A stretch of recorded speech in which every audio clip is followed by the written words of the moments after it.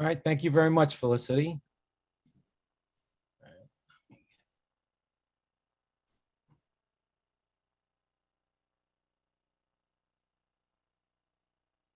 Okay. All right, welcome everyone, and thank you for joining me. My name is James Iovino, and today I'll be discussing ways to help ensure your financial security by protecting yourself from becoming a victim of fraud and identity theft. Over the past few years, there has been a noticeable increase in the amount of fraud and scams directly targeting consumers. Fraudsters have especially used the pandemic to help prey on people's financial worries and fears. So it's more important than ever to be aware of the types of fraud that are out there.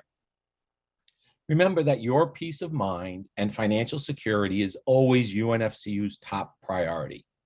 We are here to help you stay safe and secure in your financial lives. Although fraud and scams may be intimidating, there are steps you can take to stay in control. I'm hoping that everyone will learn something during today's presentation that will help them become more aware of some of the warning signs of fraud and what to do to stay safe. So what do scammers want? Well, of course, scammers want your money, but they usually need certain information in order to get it. Social engineering is a term you may have heard before. It describes the trickery that a fraudster may use to get someone to do something they normally wouldn't do. It is defined as a non-technical method of manipulating people into performing certain actions or revealing confidential information, such as your passwords, personal information, or credit card numbers. We know the types of fraud that social engineers perpetrate as scams or cons.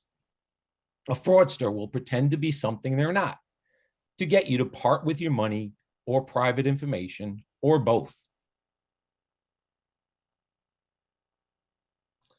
So we've broken it down into these 3 essential steps you can take, which we'll explore during our time together. We'll discuss ways to help you identify and avoid potential scams. We'll talk about some of the common fraud schemes that are targeting consumers, and some of the steps you can take to help prevent fraud before it strikes. So let's first take a look at some of the ways fraudsters will try to fool you. Phishing emails are fraudulent emails which try to fool you into revealing protected information. This same type of fraud can also come in the form of a text message. These messages may appear to be from a trusted source, such as your financial institution or other familiar company or organization. Identity thieves can send out hundreds of these messages in the hope that someone is going to take the bait. Many people are now familiar with this type of scam, yet every day there are new victims who fall prey to this fraud. These fake messages may ask you to verify your personal or financial information, or maybe even a login ID or a password. They may mention suspicious activity on your account or problems with your payment information. Often, cyber criminals will try to encourage you to open an attachment or click on a link in an email. This can install malicious software or viruses onto your computer, or maybe take you to a malicious website.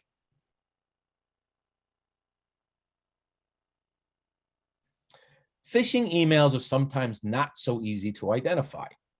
Always check the email address from where the message originates. However, cyber criminals can also spoof or mimic the address to make it appear that it's coming from a legitimate source. Phishing emails are normally sent in large batches to many people, so be cautious of generic greetings in an email. If you don't see your name, be suspicious. Also, phishing emails will often be written using poor grammar and with multiple misspellings. Legitimate emails would never ask you to provide or verify personal information. And be extremely cautious of clicking on any links or attachments in a suspicious email. Even if a link shows a specific web address, it could be forged. Many times, phishing emails will try to instill a sense of urgency. They want you to believe you must act fast. So don't fall prey to these schemes. Take your time and scrutinize all emails and text messages you receive before taking any action. Finally, a phishing email could be coming from a friend, family member, or some other acquaintance. This usually happens when that other person's email account has been hacked.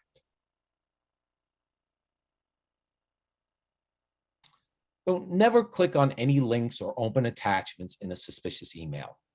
If you receive an email from someone you know that seems unusual or maybe is something you were not expecting, be cautious and contact that person by phone to ensure the message is legitimate. The best thing to do with a suspicious message is just delete it. And if you receive the message to your work or agency email address, notify your technology team. So now we'll take a look at some of the other common scams that are out there today. Phone scams have really been on the rise during the pandemic.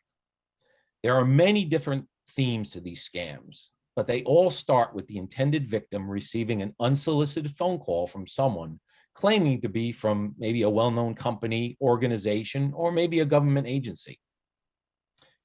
In the computer repair scam, they can claim to be from Apple, Microsoft, or some other computer tech company. They'll say they've identified a virus or some other issue with your computer and will ask you to provide them remote access to that computer. If they get remote access, they have the ability to steal any information from the computer or maybe install malicious software. They may even ask for your credit card information to pay for this repair service. In the merchant refund scam, the caller will say they're from Amazon, PayPal, or some other online company. They'll claim that maybe you're owed a refund and will ask for your account information to process the payment. They'll likely will ask for remote access to your computer and then ask you to log into your digital banking account to process the payment directly into your account. Don't fall for this. If they get access to your online account, they can create a wire transfer or some other type of payment. Remember, merchants don't need to call you to process a correction or a refund on your established account with them. In the government agency scam, they may claim they're the police or some other law enforcement agency, maybe a tax revenue agency or a country's embassy or consulate. They'll state that you owe back taxes or your identification is being used in a money laundering scheme, or that your passport has been blocked for fraud. Many times these callers will become abusive or make threats of arrest. They may ask for payment of the taxes or fees in the form of a prepaid gift card. So remember, a government agency will never make initial contact by phone or email, and they will never make threats of arrest to obtain payment of taxes or fees.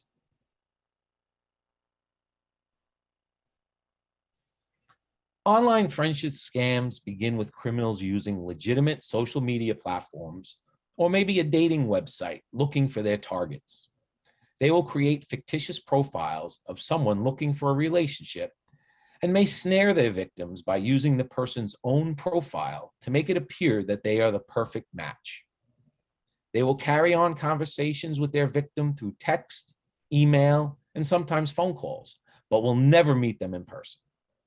This can sometimes go on for months, making the victim feel that they sincerely know this other person and that they're in a genuine relationship. Then the scammer will report some type of crisis in their life in which they need immediate money.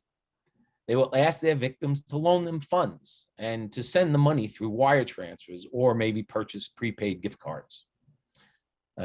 After getting as much money as possible from their victim, they then disappear, leaving the victim with financial and sometimes even psychological damages.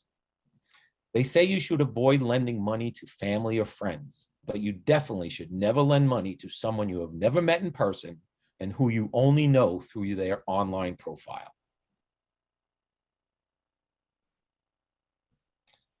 With so many people out of work during the pandemic, the use of online job searches has greatly increased. Unfortunately, phony employment listings can be posted on legitimate websites or be offered through direct emails sent to your inbox. The job just seems to be the perfect match, and the salary is extremely favorable. The scammers may ask you to complete an extensive employment application, which includes providing many personal details, and may even ask for a copy of identification, such as your driver's license or passport. Then, when an offer of employment is made, they will say that there are processing, training, or housing fees that must be paid upfront and are to be sent through wire transfer.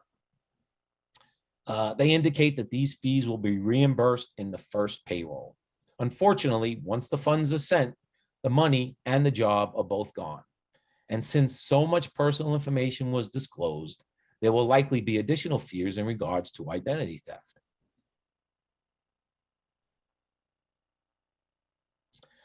The internet has also made it so easy to browse listings for apartment, housing, or vacation home rentals. And it has made it even easier for scammers to find their victims. They will post a phony listing on a legitimate rental website or even create a fictitious website displaying photos, descriptions, pricing, and even fake reviews.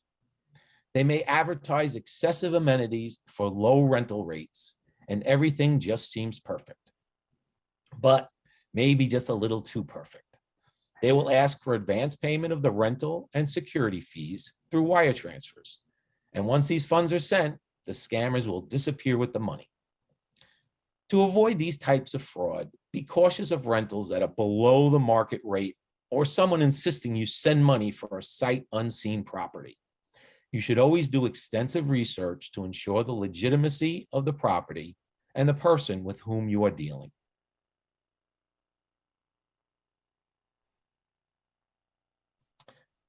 Fake check scams have been around for a very long time, but are still some of the more common fraud schemes we see today. And many people continue to be taken in by these thieves.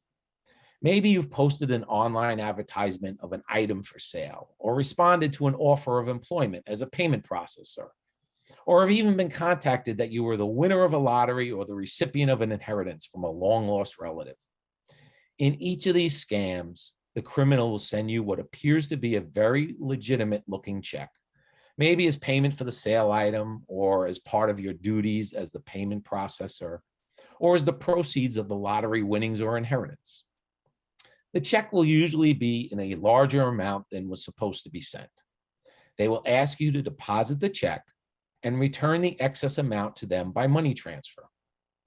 However, the check is actually counterfeit. And if you deposit it into your account and send the money, it may take several days before the check is returned unpaid and all the funds are removed from your account, leaving you with a loss. Since the checks are fake, there unfortunately is no way to recover any money you may have removed from your account.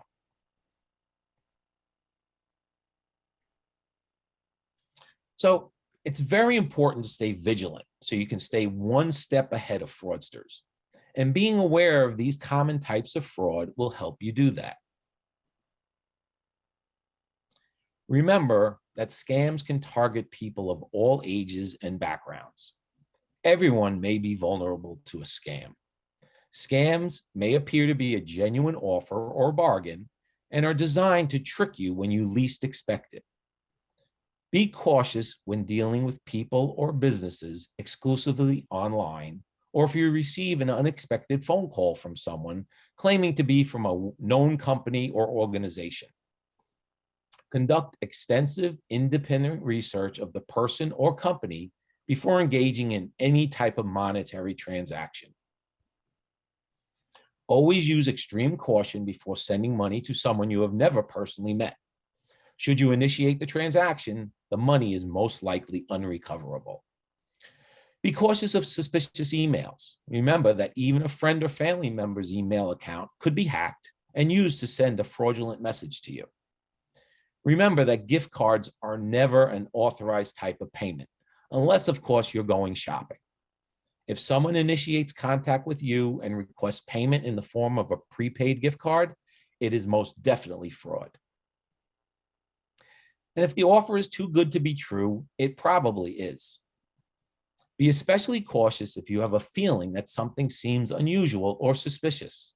So often, members who have become victims of fraud report that they felt uneasy about the situation that they were presented, but proceeded to take action anyway. Listen to your instincts and don't be pressured to act fast. Never provide remote access to your computer, and never give someone your online banking credentials for any reason. Now, I keep speaking of phishing emails, but I'll tell you, fake emails are the #1 way that people's identities are stolen, or how their computers or even entire networks become infected by malware or viruses. It's an extremely common problem in the workplace. So be cautious of any suspicious emails you receive, especially if they ask for sensitive information or for you to click on a link or to open an attachment. As an added privacy precaution, it can be a good idea to cover your computer's webcam when not in use.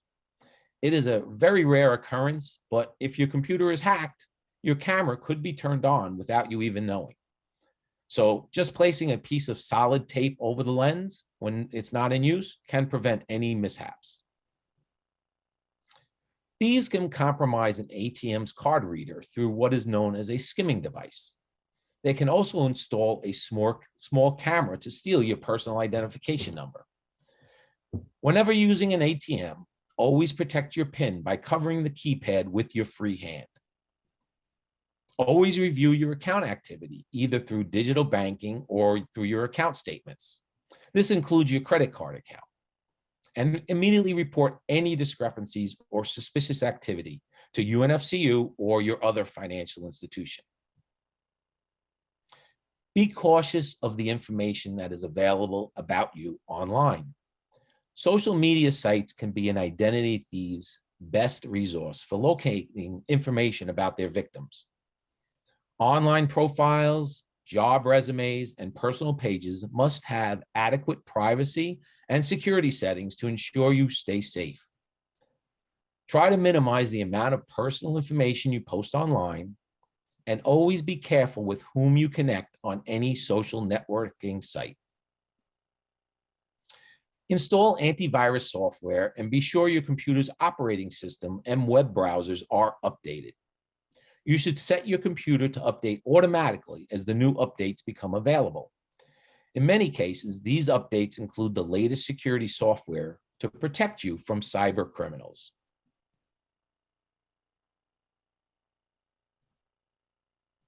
Passwords are an important part in security. So choose strong passwords for any sensitive websites. Today, many websites and computer applications require complex passwords. These can include upper and lowercase numbers and letters and numbers and special characters. And don't use the same password for different sites.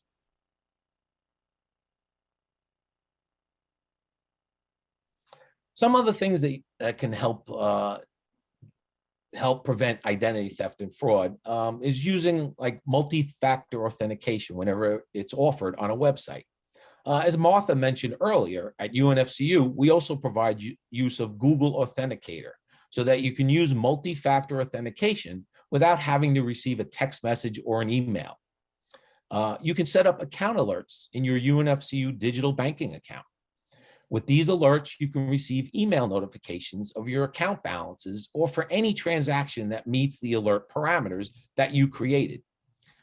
We have also recently activated member alerts for our credit and debit cards. To set up any of these alerts, please log into your digital banking account, go to account services, and then alerts. Visit UNFCU's website to see the latest fraud schemes and see our frequently asked questions related to security.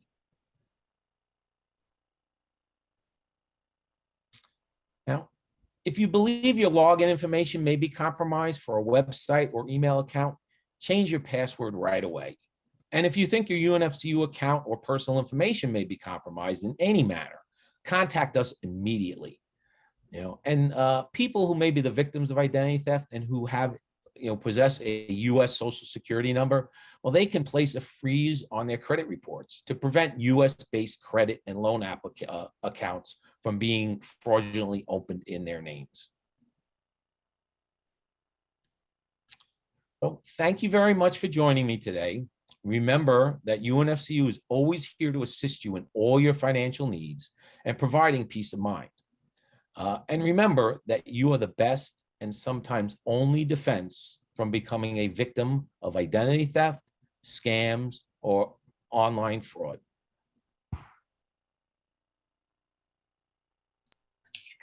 So now we're going to open it up for questions. So I think we're going to go to Tim here. Thank you so much, James, for that wonderful presentation and ensuring that our members' money is safe. There's a question from Candice Elizabeth on whether it's possible to have all transactions done on UNFCU to require a PIN so that the money is safe. All transactions? Yes. Unfortunately, not all transactions can be protected that way. It certainly would stop transactions from occurring as they normally would. But we have many precautions in place to help prevent any type of fraudulent transactions from occurring. PINs generally are for card transactions, ATM withdrawals, and things like that. And then we have a lot of other things that go on in the background to help prevent other types of fraudulent transactions from occurring. Thank you so much, James. There's a question. There's a member who's inquiring on whether they should be concerned about uploading their card details on the digital wallet. Excuse me, Timothy, could you please repeat that? So there's a concern from one of the members on whether they should be concerned. It's an inquiry on whether they should be concerned before adding their card details on the digital wallet. No, the digital wallet is a secure mode for making payments, and there's precautions that the phones have, and there's precautions that UNFCU also takes. So you really shouldn't have any concerns with adding it to your wallet. Thank you so much, James. I know that you've touched this in your presentation, but if you could just give us a recap of the best practices for keeping the finances secure when a member is traveling. All right, so you know, when people are traveling, there's a lot of things, a lot of precautions that everybody has to take. Certainly, you know, if you are traveling to use your card without any interruptions, it's always good to notify us about that. It's always important to keep your personal information safe, personal belongings close to you, just to make sure that, you know, things aren't stolen and the information doesn't get out there.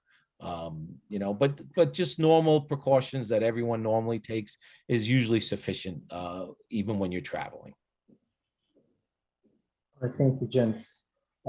Being the expert in information security and financial security, is there any computer security software that you want to recommend, say for a person using a Windows or Apple computer?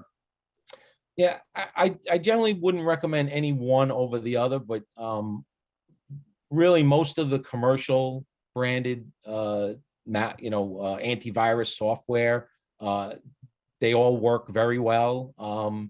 Probably, you know, some cost more than others, probably based upon your personal preferences and ideas about these commercially available softwares is usually sufficient. Most of the well-known brands all work very well.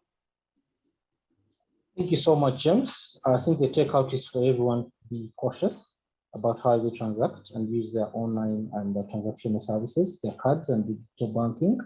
I'll hand over to Felicity to just take us through the next session of the webinar. Thank you so much, James, for a wonderful presentation. And thank you, members, for asking all those questions.